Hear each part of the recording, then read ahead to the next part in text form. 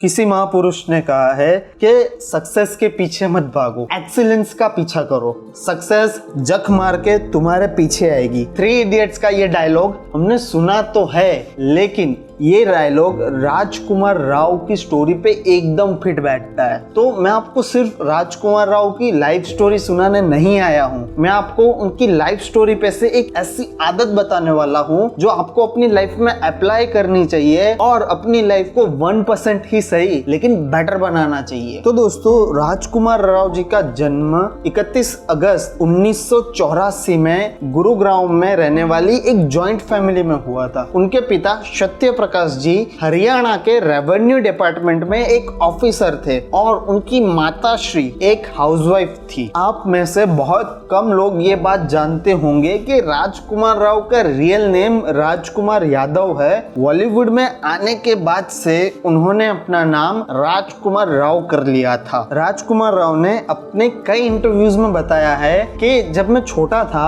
तब मैं मेरी फैमिली के साथ मिलकर वीकेंड्स में VCR पर 2 से 3 मूवीज देखा करता था और तभी से मुझे मूवीज में इंटरेस्ट आने लगा था। और कुछ समय बाद तो मैं ये तक बता देता था कि मूवी में किस एक्टर ने ओवर एक्टिंग की है और किस एक्टर ने सबसे अच्छी एक्टिंग की है। जैसे जैसे राजकुमार राव बड़े हो रहे थे वैसे वैसे उनका ध्यान पढ़ाई के साथ साथ और बाकी एक्टिविटीज में भी लग रहा था। उन्होंने अपने एक इंटरव्यू में बताया है कि मैंने बचपन से ही ताइक्वांडो की प्रैक्टिस शुरू कर दी थी और तो और 8th तक आते आते मैंने डांस क्लास भी शुरू कर दिए थे और 9th में मैंने कई सारे स्कूल के ड्रामास में पार्टिसिपेट भी किया था और साथ ही साथ मैं पढ़ाई में भी काफी अच्छा हुआ करता था। 10th में ही राजकुमार राव ने ये डिसाइड कर लिया था कि वो एक एक्टर बनेंगे और जब ये बात उन्होंने अपने घर वालों से कही तब उन्होंने ये कहा था कि देखिए, मैं ना डॉक्टर बनना चाहता हूँ ना ही मैं इंजीनियर बनना चाहता हूँ, मैं एक एक्टर ही बनना चाहता हूँ और मैं अपनी लाइफ में एक्टिंग ही करूंगा। और जब ये बात उनके घर वालों ने सुनी तो उनके घर वालों ने भी उनका काफी सपोर्ट किया था। राजकुमार राव ने अपने कई इंटरव्यूज में ये कहा है कि मैं शाहरुख खान की एक्टिंग से और उनकी लाइफ स्टोरी से काफी प्रभावित था। मुझे ये लगता था कि अगर शाहरुख खान भी बाहर से आके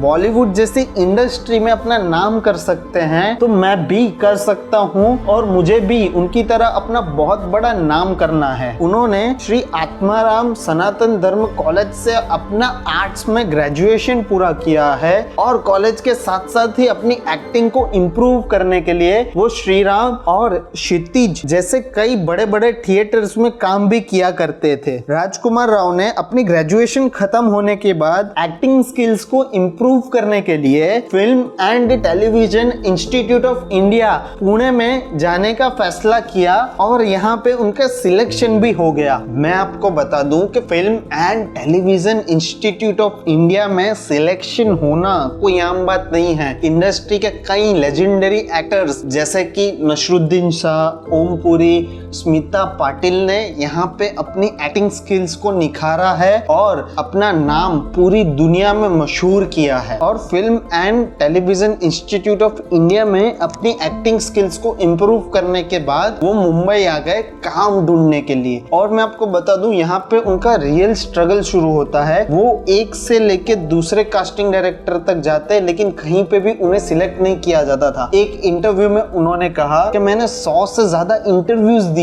लेकिन सबको मेरी एक्टिंग पसंद आती थी पर कोई मुझे सिलेक्ट ही नहीं करता था और लोग मुझे देखकर यही बोलते थे कि तुम्हारा जो फेस है वो लीड एक्टर के लिए नहीं बना है। राजकुमार राव ने कहा ऐसा करते करते 18 महीने निकल गए थे और इस वक्त मैं दूसरे स्ट्रगलिंग एक्टर्स के साथ रहा करता था और मेरे अकेले का खर्चा 7,000 आता था जो मेरे लिए बिना काम के निकालना काफी मुश्किल हुआ करता था। और राजकुमार राव को एक छोटे से न्यूज एंकर की भूमिका में 2010 में आई रन मूवी में देखा गया था। उसके बाद उन्होंने अखबार में एक एड पढ़ा कि दिवाकर बनर्जी को अपनी मूवीज के लिए नए फेस की जरूरत है और वो वहां पे इंटरव्यू देने गए और वो वहां पे सिलेक्ट भी हो गए। और उस मूवी का नाम था लव, सेक्स और धोखा जिसे लोग LS LSD नाम से भी जानते हैं, और LSD में उनकी परफॉर्मेंस काफी अच्छी रही थी। LSD में उनकी इतनी अच्छी परफॉर्मेंस को देखते हुए उन्हें गैंग्स ऑफ वसेपुर में शमशाद आलम का रोल ऑफर हुआ था और उन्होंने ये रोल एक्सेप्ट भी कर लिया था। मैं आपको बता दूं कि नवाजुद्दीन सिद्दीकी के बाद राजकुमार राव ऐसे दूसरे एक्टर थे जिन्हें गैंग्स ऑफ वसेपुर में किसी रोल के लिए फाइनल किया गया था। गैंग्स ऑफ वसेपुर के बाद उन्होंने रागिनी MMS में भी काफी अच्छा काम किया था। फिर उन्होंने काइपोत 6 मूवी में सुशांत सिंह राजपूत के साथ भी काम किया हुआ है। काइपोत 6 मूवी के बाद उन्होंने एक इंटरव्यू में कहा था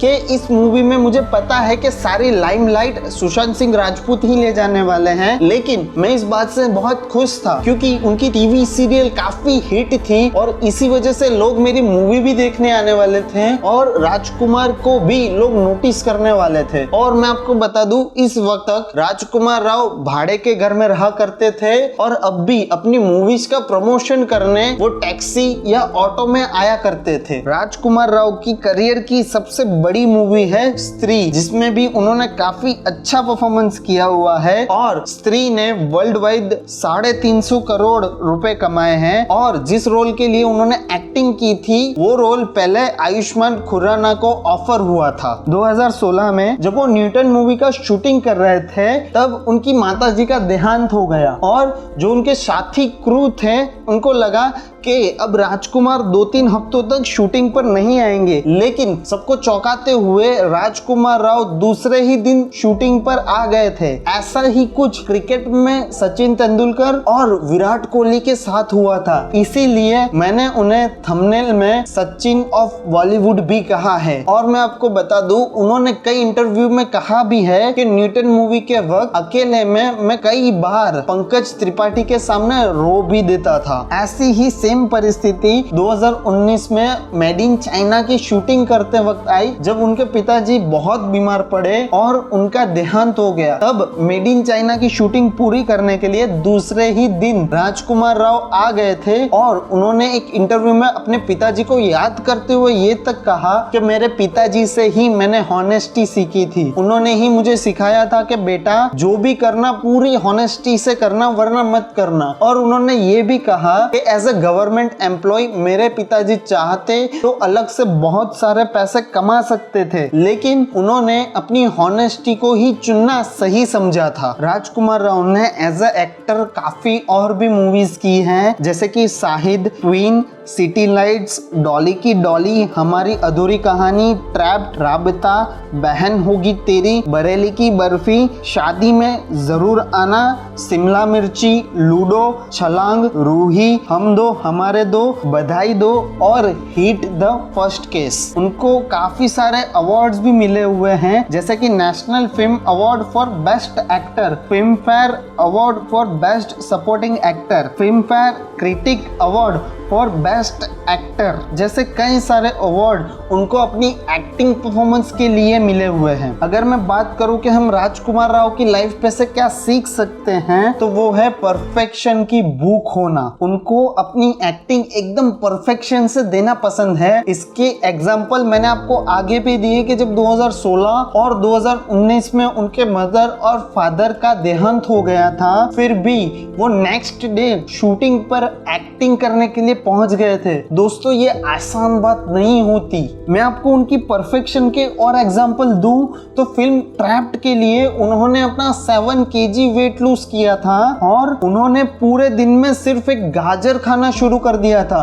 उन्होंने इसके बारे में एक इंटरव्यू में कहा कि मैं फील करना चाहता था कि मेरे कैरेक्टर को कैसा फील होता होगा जब वो बिना खाना और पानी के 1.5 महीने तक एक बिल्डिंग में फंस गया था, तो उसकी फीलिंग क्या होगी। जिन लोगों ने भी ट्रैप्ड मूवी देखी है उनको ये सीन तो याद ही होगा कि जब राजकुमार राव का कैरेक्टर एक पिजन को पकड़ के खा जाता है। मैं आपको बता दूं कि राजकुमार राव एक वेजिटेरियन है और उन्होंने रियल में उस सीन में मीट खाया था और वो ये एक्सपीरियंस करना चाहते थे कि रियल में उनके कैरेक्टर को ये करते वक्त क्या फीलिंग आई होगी। क्या आप बिलीव कर सकते हो कि ये बंदा एक्टिंग के लिए किस लेवल तक जा सकता है। उन्होंने वेब सीरीज बोझ में भी काफी अच्छा रोल प्ले किया था। मैं आपको बता दूं कि बोस के कैरेक्टर के लिए उन्होंने रियल में अपना वेट गेन किया था, ये कोई बड़ी बात नहीं है। लेकिन मैं आपको बता दूं कि उन्होंने रियल में अपना आधा सर मुड़वा दिया था। यहाँ पे किसी एक्टर से खाली मुंह छुगाने को बोला जाए तो वो भी नहीं होता है, लेकिन